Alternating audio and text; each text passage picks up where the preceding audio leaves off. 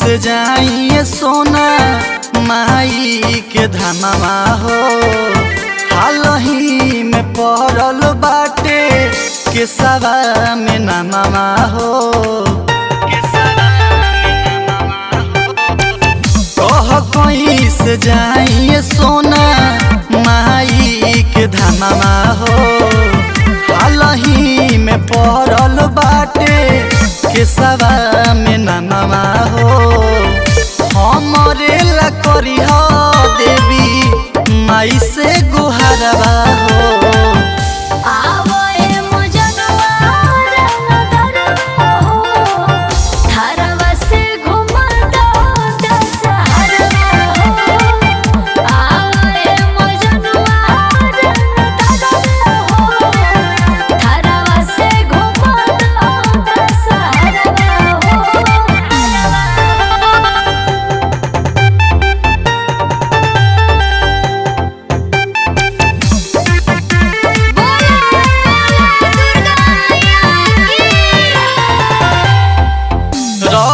पान डालावा में पहरा बाजार हो।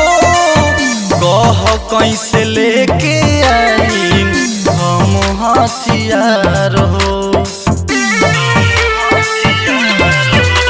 आहो सोना माये बचई है तोहर ताज हो।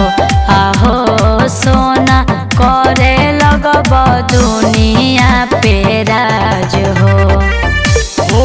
खेला भीड़ भारी माई दादा बरवा हो।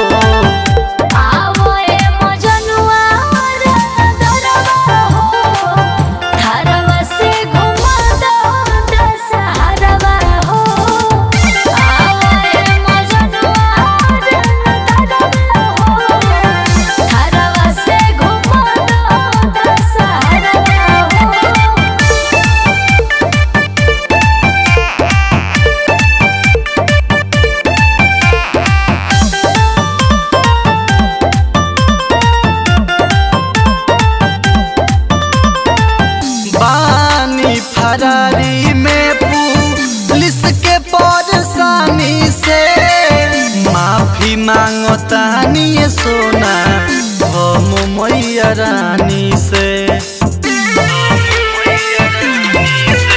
आहो सोना जैसे रहे माई के बाघावा सीना तन के रही हो तू सबा के आगावा। हाथ रखी है माई भुवन गोल्डन के ऊपर हो।